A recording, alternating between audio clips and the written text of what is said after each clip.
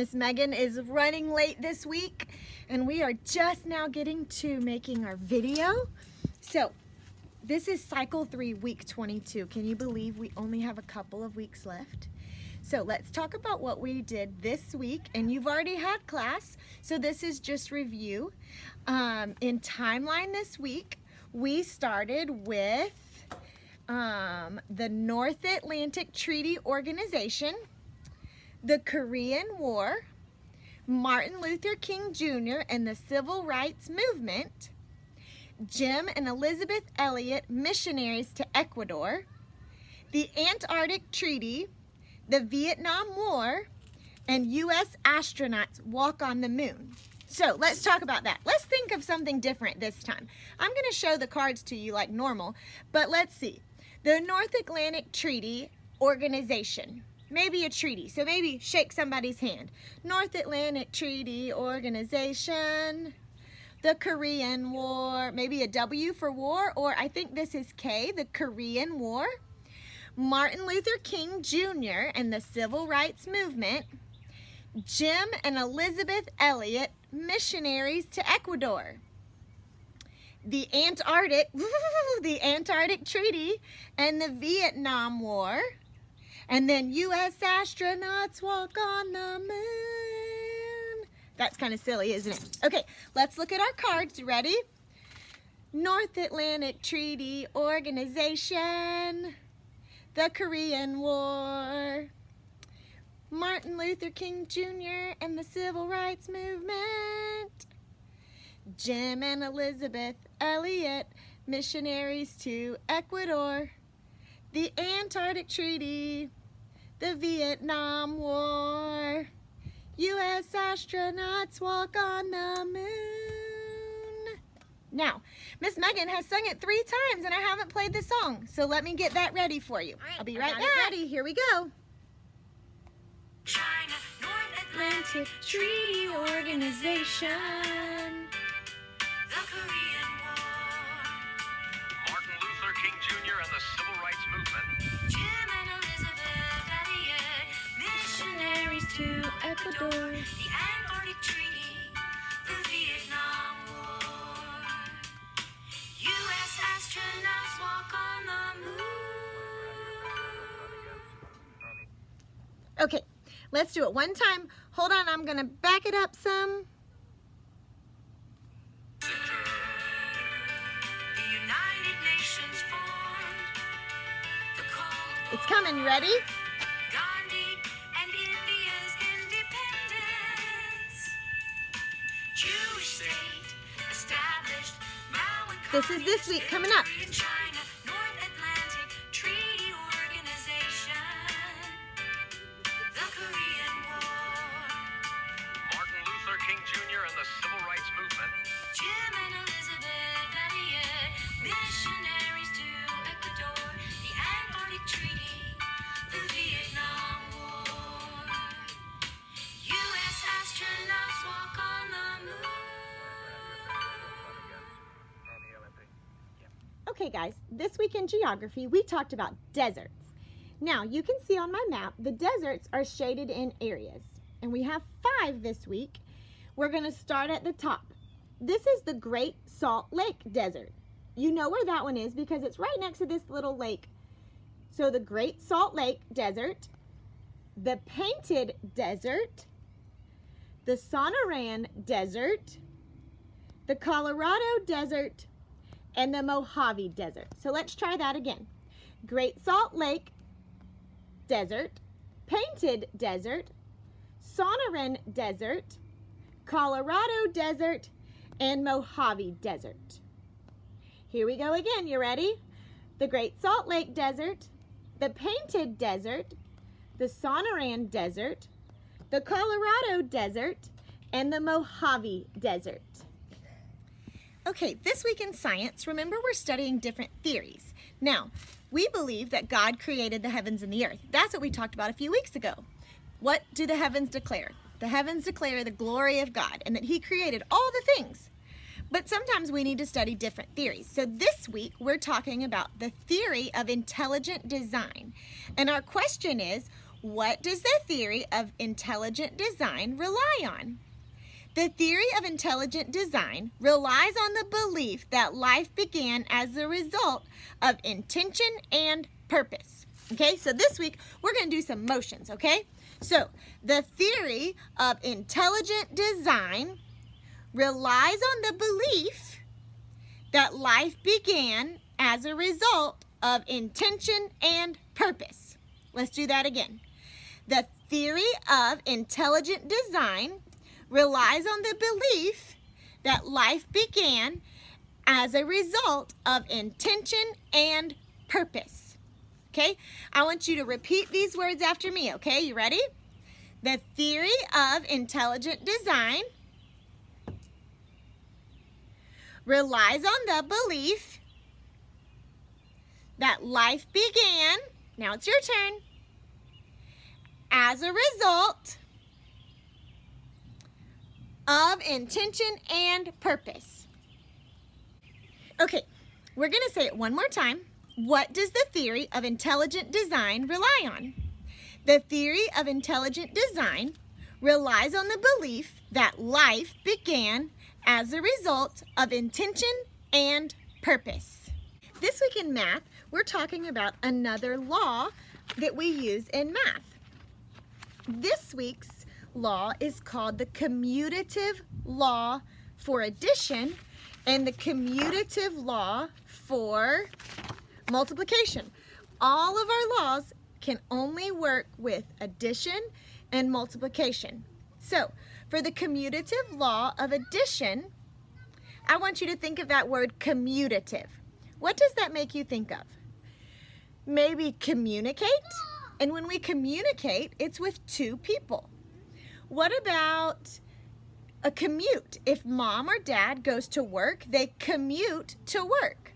So I want you to think about, everybody get in your car. All right, we're getting in our car, and we're going to drive from home to work. Okay, so we took the same roads, the same turns. Now, we work all day, and then we get back in our car, and we drive home.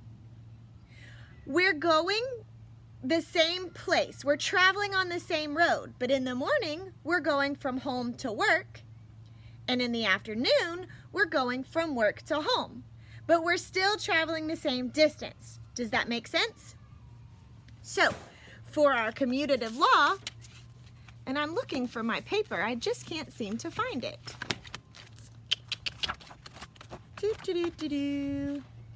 Oh, here it is. Okay, so for our commutative law of addition, we have A plus B equals B plus A. We can also say A plus B is the same as B plus A. Does that make sense with what I shared with you about driving from home to work? If we drive from home to work if we drive from home to work is the same way as driving from work to home. Does that make sense? Okay, and then for multiplication, it's the same way. A times B equals B times A. So, let's get our arms moving. You ready? Remember, we're going to do it. This is for the commutative law of addition.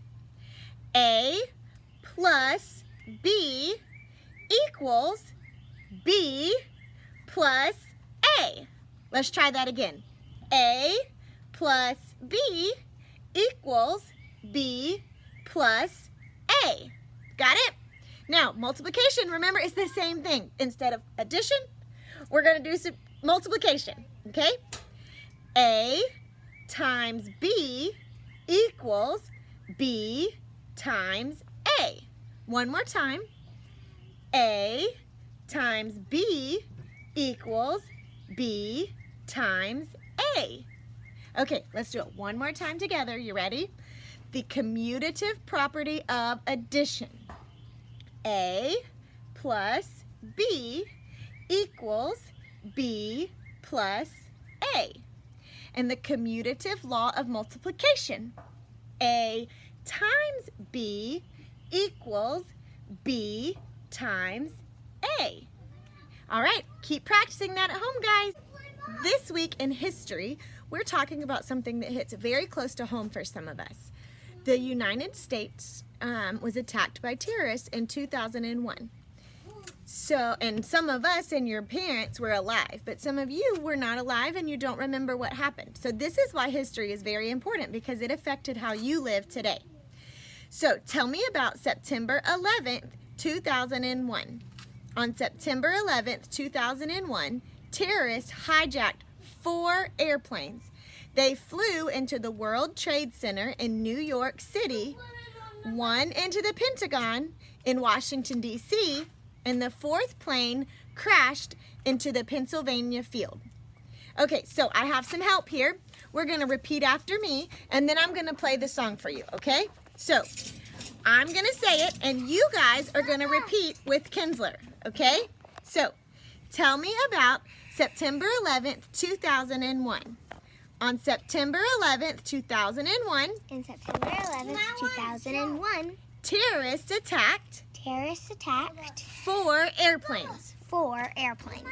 They flew 2 into the World Trade Center 2 into the World Trade Center in New York City in New York City, and 1 into the Pentagon and 1 into the Pentagon in Washington, D.C. in Washington, D.C. The 4th plane The 4th plane crashed into a Pennsylvania field. crashed into a Pennsylvania field. Okay, let's do it one more time. And this time, we're going to say it like we are very proper Americans. Ready? On September 11th, 2020. On September 11th, 2001, On September 11th, 2001, terrorists hijacked terrorists hijacked 4 airplanes. 4 airplanes. They flew into the World Trade Center They flew into the World Trade Center in New York City in New York City, and 1 into the Pentagon 1 into the Pentagon in Washington, D.C. in Washington, D.C. The 4th plane, In the woods. the The 4th plane crashed into a Pennsylvania field. crashed into a Pennsylvania field. Okay, now we're going to play the song. It's going to play twice. And you know what? I think what I did in class, if you want to get some Play-Doh or maybe you want to draw, you can draw the Twin Towers or an airplane or something like that. If not, you can just listen along to the song. Information and global. Wrong one. Week 22. Tell me about September 11th, 2001. On September And this 11th, is probably my 2001, favorite thing in history. terrorists hijacked 4 airplanes. They flew 2 into the World Trade Center in New York City and 1 into the Pentagon in Washington, D.C. The 4th plane crashed into a Pennsylvania field.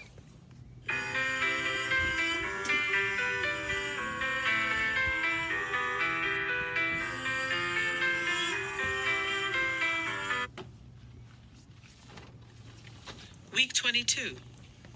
Tell me about September 11th, 2001.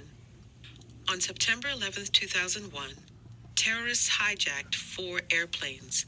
They flew 2 into the World Trade Center in New York City and 1 into the Pentagon in Washington, D.C. The 4th plane crashed into a Pennsylvania field.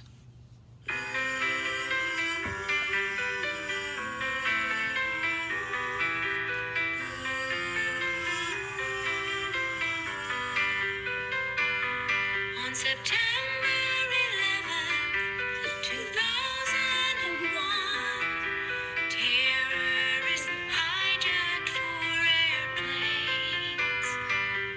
They flew 2 into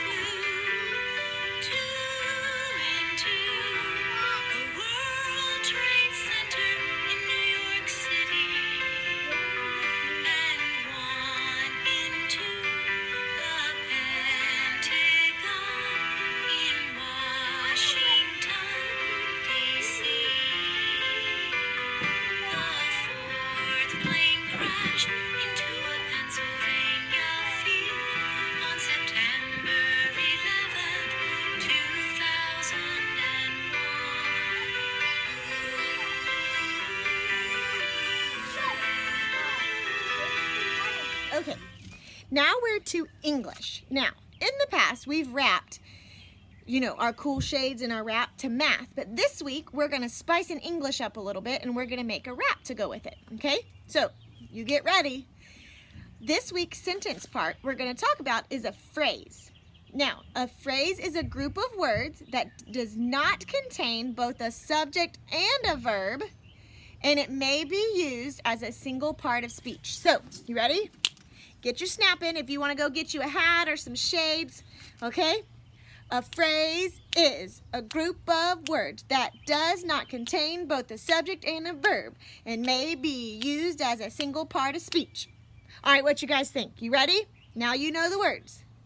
A phrase is a group of words that does not contain both a subject and a verb and may be used as a single part of speech. All right, you think we can do it again? Let's do it one more time together, okay? A phrase is a group of words that does not contain both a subject and a verb and may be used as a single part of speech. Great job, guys. Okay, the last thing we're going to do this week is Latin. Can you believe we're to John 1:7? It goes like this today. Haec vente in testimonium. Now, I think it's really cool because this word right here kind of looks like testimony, which is the same thing as being a witness, okay? Hic vente in testimonium.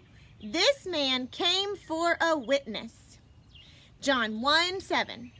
Hic vente in testimonium. This man came for a witness. All right, remember we've talked about this before. When we're reading scripture, we want to know how important it is. But to help us remember, let's do it in some silly voices today. So right now, I want us to try to do it as an old grandma. You ready? Hic vente in testimonium. This man came for a witness. John 1:7. All right, let's do another one. You ready? What about a robot? Okay, robot arms up. Hic vente in testimonium. This man came for a witness. John 1:7. All right, let's do it one more time. This time, I want you to put on your cowboy hats. Ready? Hic vente in testimonium, this man came for a witness. Hic vente in testimonium, this man came for a witness. John 1:7. Okay, guys, that was fun. Well, that wraps up this week and everything that you learned. Thank you for being patient that it's a little bit late this week, and I hope that you have fun reviewing it and listening to the songs and keep practicing. Remember, as always, you are loved greatly, you are prayed for weekly, and I hope you guys have a wonderful week. See you next time.